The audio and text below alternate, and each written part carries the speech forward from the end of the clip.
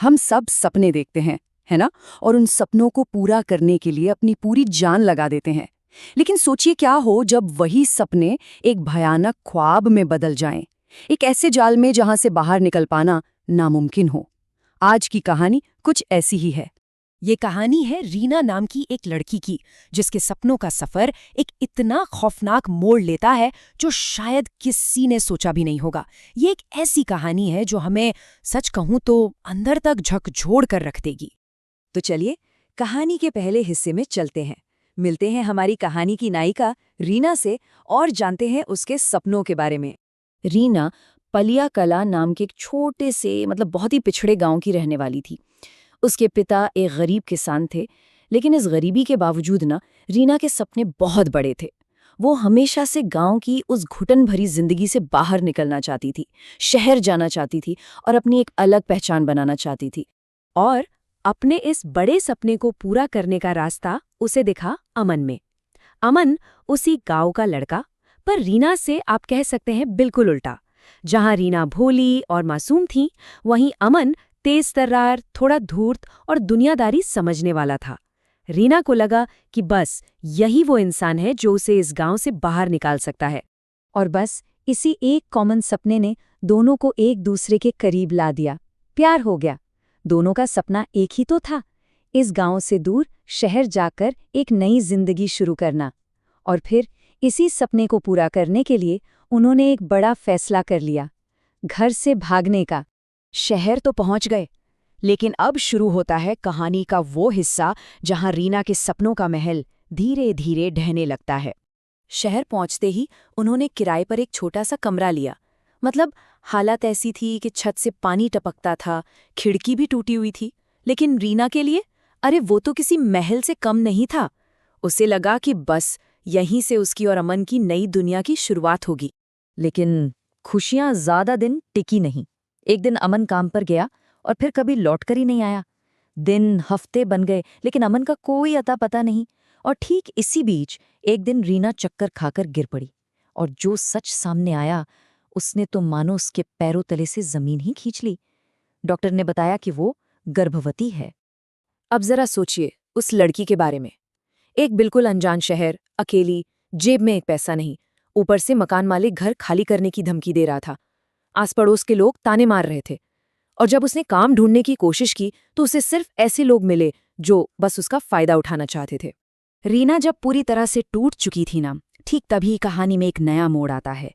मदद के लिए एक हाथ आगे बढ़ता है, पर सवाल ये था कि क्या ये सच में मदद थी या फिर एक और भी गहरा जाल।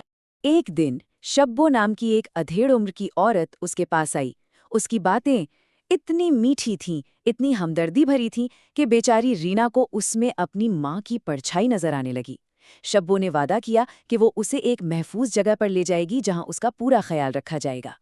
शब्बो रीना को लेकर एक पुरानी सी बिल्डिंग में पहुंची जो बाहर से क्लिनिक जैसी लग रही थी।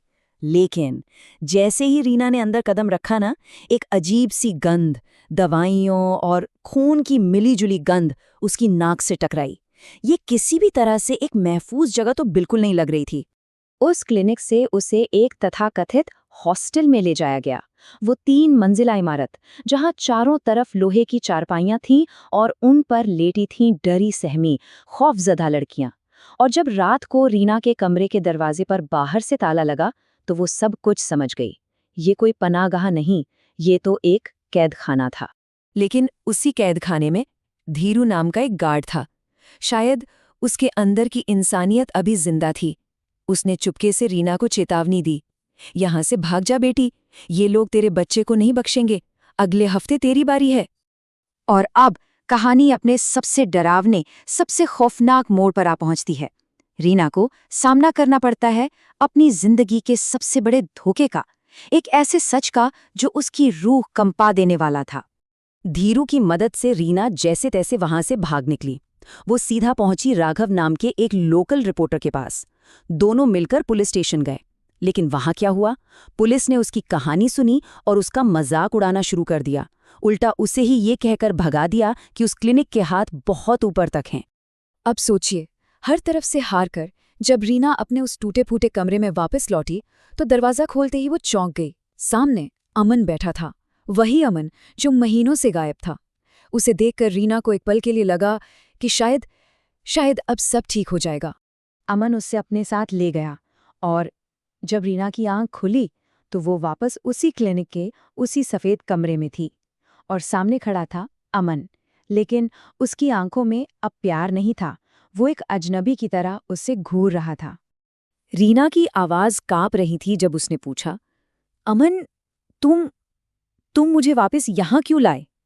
अमन ने बड़े आराम से सिगरेट का एक कश लिया और कहा, क्योंकि मुझे तेरी कीमत मिली थी।